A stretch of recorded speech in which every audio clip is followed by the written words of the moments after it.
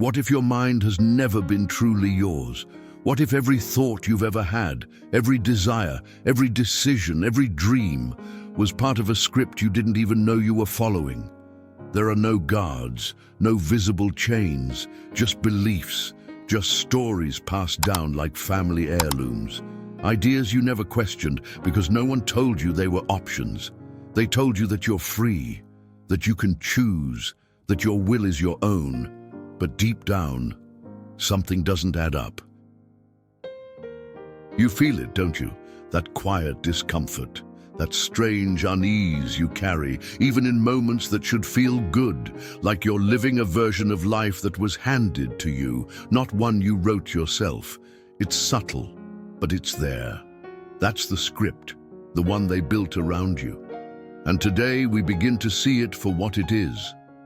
You thought you had free will, but they wrote your script. This isn't about politics, or society, or some conspiracy. This is about the silent architecture of thought. The invisible grid that surrounds your mind, and what you're about to hear might just be the first real key you've ever held. The quiet engineering of thought, why your mind wasn't yours. Before you had language, you had input.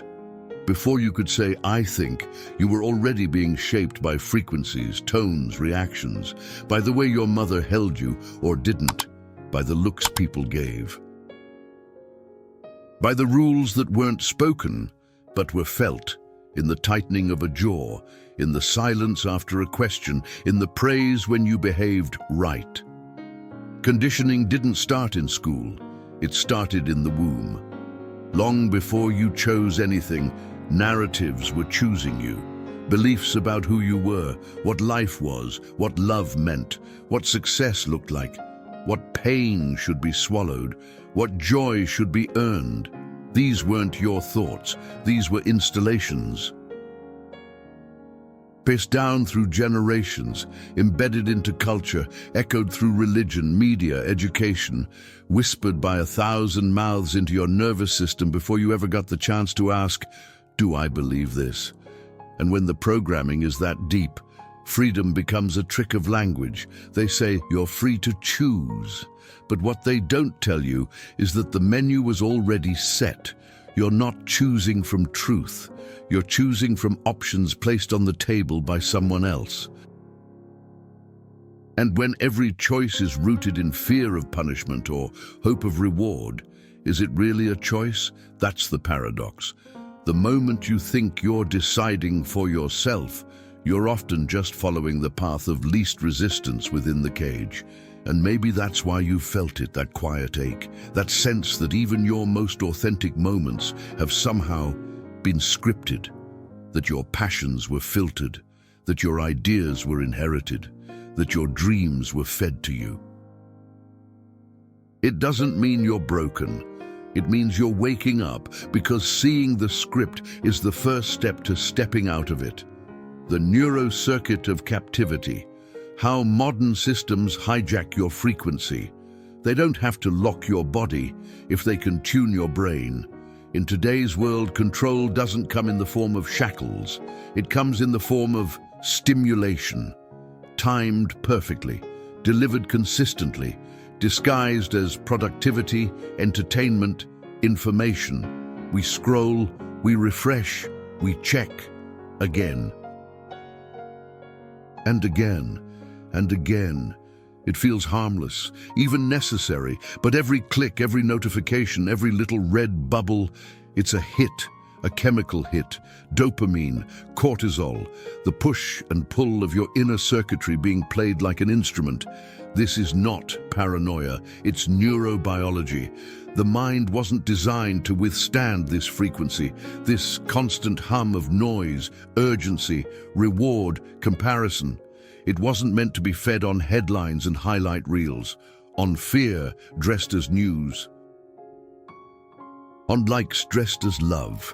And yet here we are, spinning in the cycle.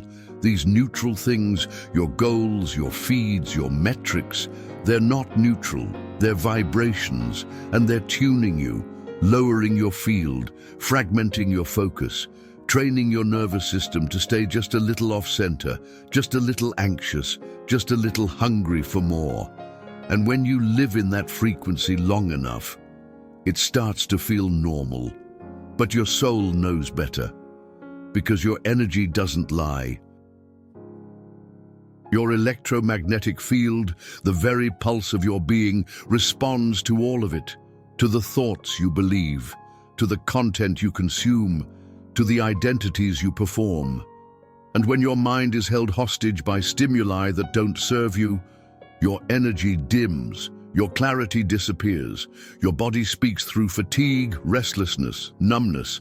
You're not broken, you're just overloaded. And the anxiety you feel, it isn't weakness, it's feedback. It's your system trying to say, this isn't it. This isn't truth, this isn't me. The illusion of free will. You were trained to obey internally. You don't need a cage when the prisoner stops trying to escape.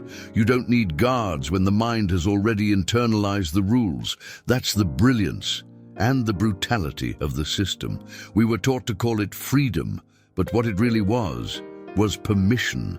Permission to move within certain lines, to dream within certain boundaries, to feel only what wouldn't rock the boat.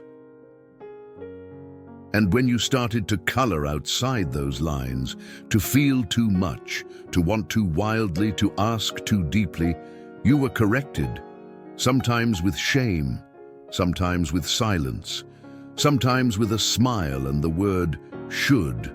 So you learned how to regulate yourself, to keep your curiosity in check, to hide your grief, to smile on command, to be grateful even in pain, to pretend you were choosing when you were really complying.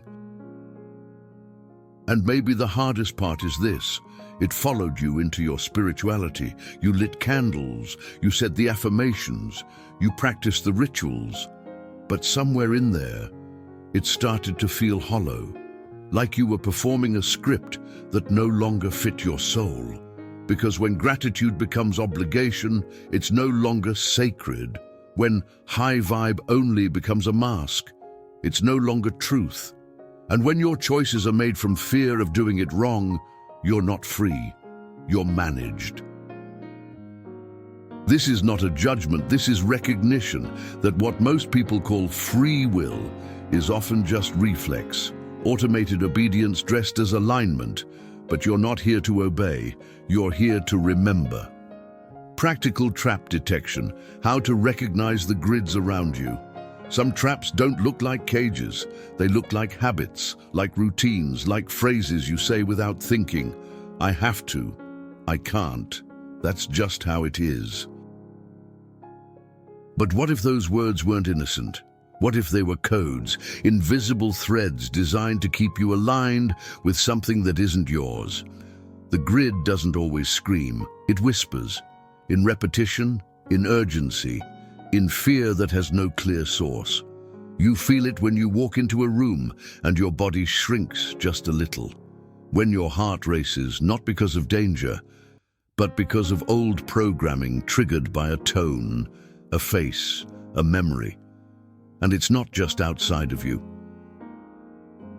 It's in your thoughts. That voice that says, don't be too much, or you'll never make it, or you're falling behind. That's not your intuition, that's the script. But here's the key. Observation dissolves the program. When you become the watcher, not the reactor, when you see a thought not as a command, but as a passing cloud. Try this. When the thought arises, don't argue with it, don't obey it, just ask. Whose voice is this? Then, breathe. Because even asking that question loosens the knot, and the words we use, they matter more than we think. Language is frequency. It shapes what we allow ourselves to feel, to dream, to receive. So notice. Notice when you say, I have to. Notice when you say, I should. What if you didn't? What if those words were never meant for you in the first place? The grid hides in the obvious. And the moment you see it, you're no longer in it. When stillness becomes rebellion, the power of uncoded presence, they taught you to hustle, to grind, to chase, to prove. They didn't teach you how to be, because stillness can't be monetized, presence can't be controlled, silence doesn't feed the system. But here's the truth they don't want you to know. When you stop, you start remembering. Stillness is not passivity. It's power. It's you unplugging from the noise long enough to hear something real. And in a world designed to keep you moving, to keep you distracted, reactive, chasing the next goal, the next healing, the next version of yourself, to simply sit and breathe and feel, that's rebellion. Because when you're still, you're present. And presence dissolves programming. Your attention is the currency of reality. Where you place it, grows. And when you withdraw it from the game, when you stop feeding what doesn't feed you, the entire matrix starts to crack. You don't need to fight the system. You just need to stop energizing it. You don't need another plan, another mantra, another spiritual checklist. You need space. To remember that being is enough, that your breath is a portal, that your silence is intelligence, that you are not what you produce or perform or perfect. You are awareness, and that awareness without agenda, without noise, is what the system can't touch, because when you're fully present, you're fully free. Case revelation.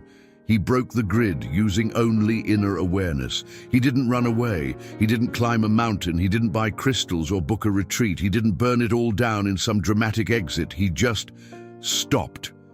90 days. No social media.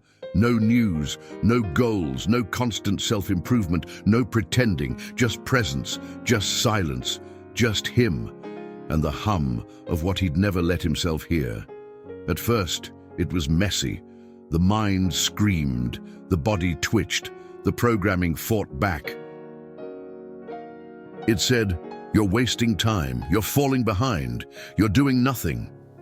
But he stayed.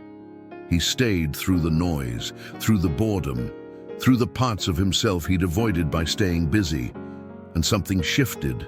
The anxiety softened, the thoughts quieted, and dreams started to return, vivid, ancient, full of codes. Memories bubbled up from nowhere. Emotions he hadn't felt in years began to move. He didn't become a monk. He didn't find a shortcut to bliss. He simply reclaimed what was his. Awareness. After 90 days, the grid wasn't gone, but it was visible. And once you see it, you can't unsee it. He tried going back to the same apps, the same conversations, the same patterns, but nothing fit anymore. The cage was still there, but he no longer belonged inside it. He didn't escape the system by fighting it.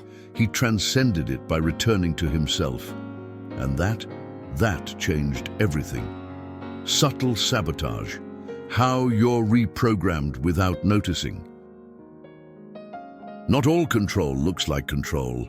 Sometimes it looks like a morning ritual, like a well-curated feed, like a perfectly worded affirmation spoken with tightness in your chest. Because even spirituality can become a script. It starts out with intention, with truth, with a longing for connection, for healing, for something real. But slowly, the pressure creeps in.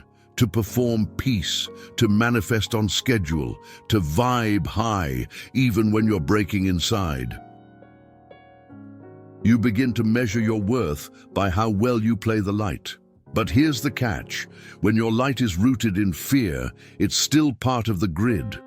When your rituals are driven by the terror of doing it wrong, of not attracting enough, of not healing fast enough, that's not freedom.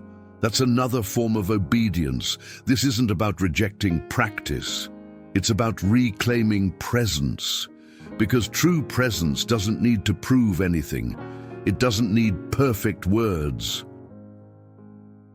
It doesn't need a high frequency every second. It just needs honesty. And maybe the most radical thing you can do on a spiritual path is to stop performing it, to sit in your mess, to speak the truth even when it shakes, to stop pretending you're free and actually get curious about what's still holding the strings. So ask yourself gently, am I doing this because I'm free or because I'm afraid not to? Because if you still feel the need to prove you're out of the cage, there's a good chance you're still in it. And that's not shame, that's clarity. That's the beginning of seeing clearly again. Real freedom begins where thought ends. You were never free because they taught you to think exactly how they needed, not with chains, not with threats, but with stories, with ideals. With whispers like, be good, do more, stay safe. But freedom, real freedom, isn't doing what you want. It's seeing who's doing the wanting. It's pausing long enough to ask, is this desire even mine? And when you stop chasing the script, the roles, the rules, the rituals, you start hearing something quieter, something older, something sacred, your truth, the one that isn't filtered through fear or ego or expectation. The one that's been waiting underneath it all, like a soft drumbeat you forgot was there. Freedom doesn't begin when you break out. It begins when you break in, when you stop performing, when you stop thinking for just long enough to feel what's true underneath the noise. And in that stillness, you remember you were never broken, you were just buried. Beneath layers of thought you didn't ask for, beneath scripts you didn't write. But now, you see it. And once you see it, you begin to uninstall it, not all at once, but choice by quiet choice. Comment below, I choose to uninstall the grid. If this message touched something real in you, it's because it was already there, already awake, already waiting. This might be the start of your true, quiet rebellion. Like this video, if something in you just clicked. Subscribe to Echoes of the Path if you're ready to hear what the world forgot to tell you. And keep watching. The next video will take you deeper than this one. You're not alone. You're not lost. You're remembering. And that is the most dangerous kind of freedom.